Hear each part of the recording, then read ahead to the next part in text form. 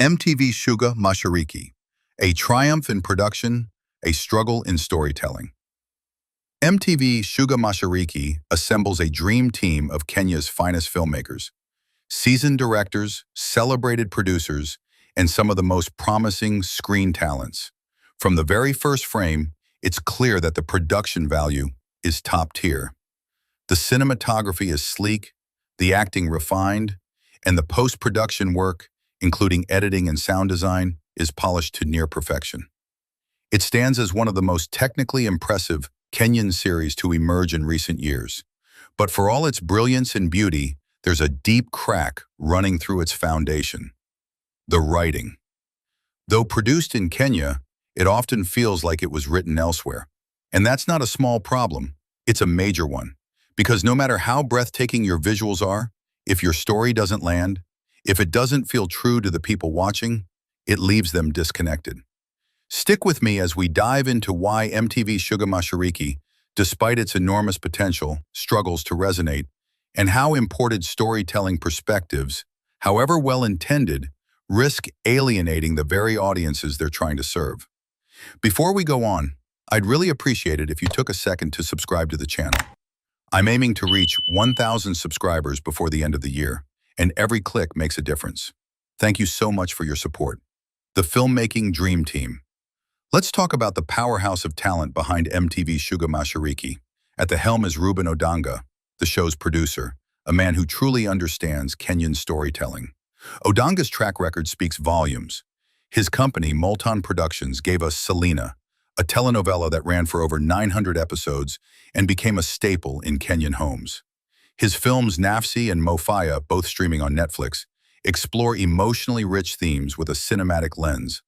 Odanga knows what connects with local audiences, and it shows in his work. Then there's Enos Olik, a visual magician. Olik's roots are in music videos, having worked with some of Kenya's biggest acts like Sauti Sol and Calligraph Jones. His transition into long-form storytelling has been seamless.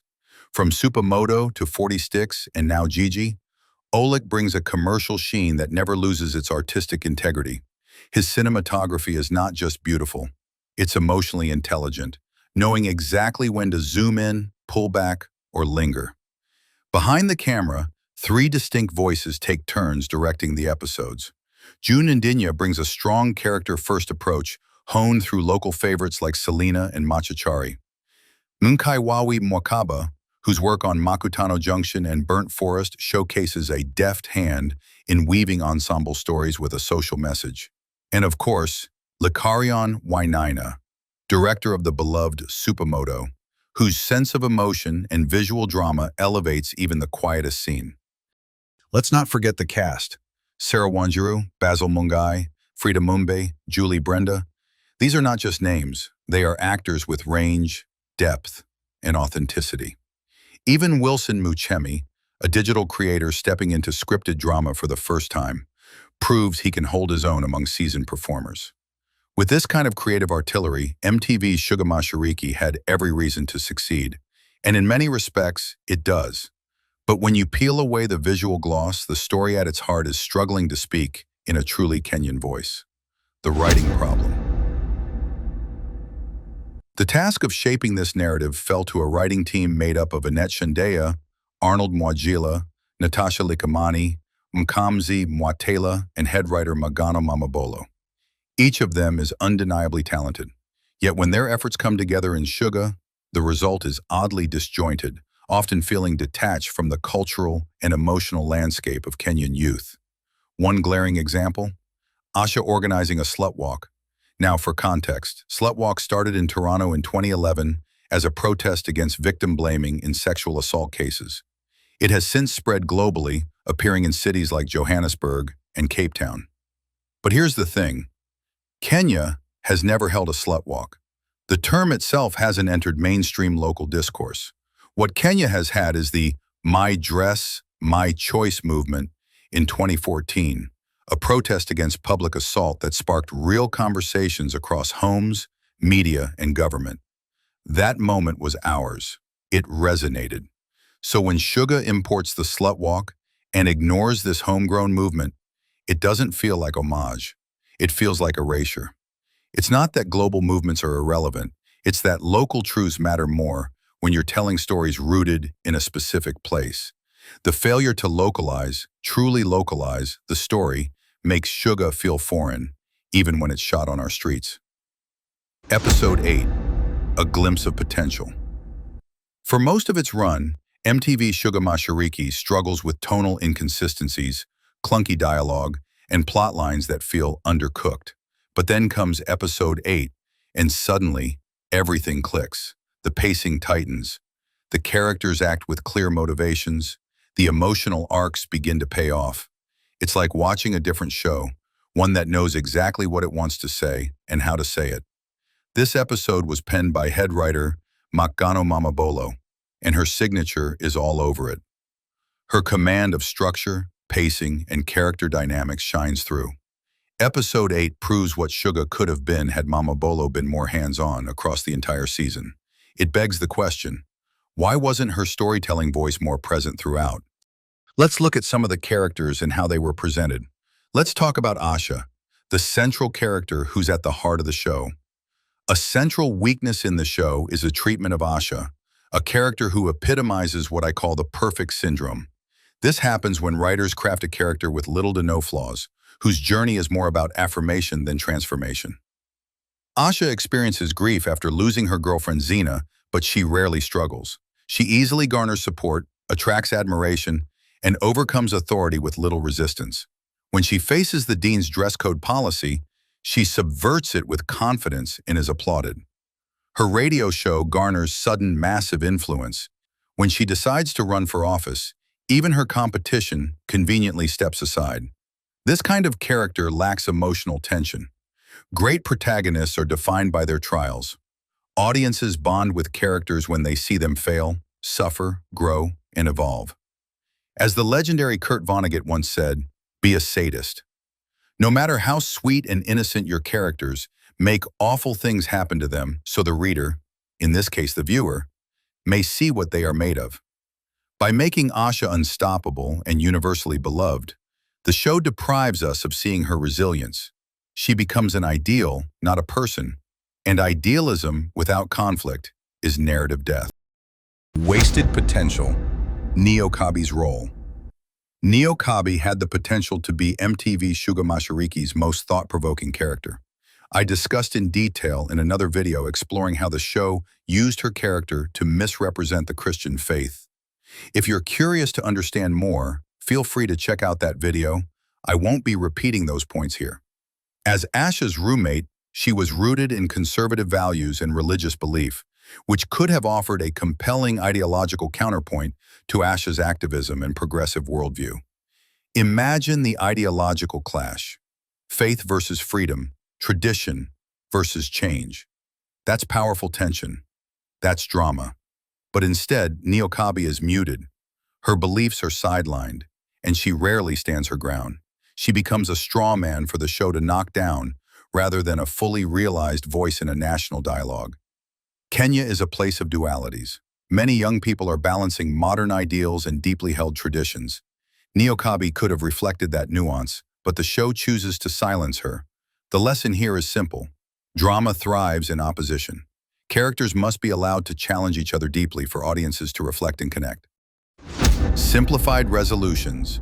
Odek and the parking lot. Odek is a character built to embody toxic masculinity.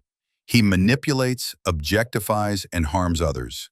But the way the show resolves his arc, with a group of students beating him up in a parking lot, feels cheap and unearned.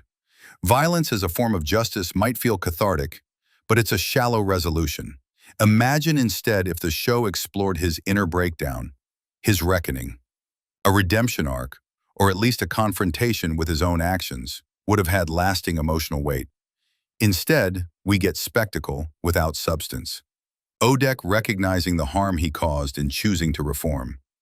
That kind of transformation resonates longer. The current approach suggests retribution, not rehabilitation, and that misses an opportunity for deeper storytelling. Eric, a confused characterization. Eric is one of the most confusing characters in the show. He's described as an incel, but nothing about him fits that description. Incels, or involuntary celibates, typically emerge from toxic online subcultures marked by misogyny and bitterness. But Eric drives a car, is financially stable, athletic, and seemingly well-adjusted.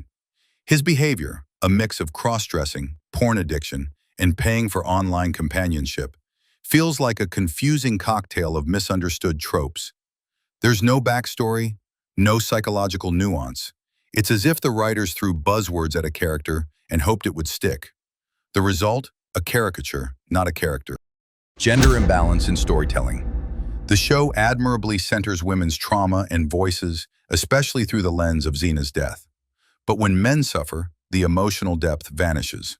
Soliton's case is a stark example. His sexual abuse by a predatory woman, which led to him contracting HIV, is addressed in just a few lines and then completely forgotten. No follow-up, no emotional arc, no social reflection. Meanwhile, Xena's death reverberates across multiple episodes. Equality in storytelling means all characters' pain deserves attention, not just the convenient or popular narratives. Pacing and overstuffed plot lines. MTV Shuga tries to do everything at once. HIV, patriarchy, social justice, identity politics, grief, you name it. And while each topic matters, the show buckles under their weight. Characters appear and vanish, subplots are rushed, emotional beats are skipped. At one point, a character from Rachel's group appears in the hospital with a sexual health crisis, and we never saw the setup. No foreshadowing, just chaos. It's not ambition that's the problem, it's the lack of narrative discipline. Final thoughts, Kenya's writing gap. Here's the truth. Kenya's film industry is growing rapidly. Our cinematographers, editors, directors, and actors are already shining regionally and globally.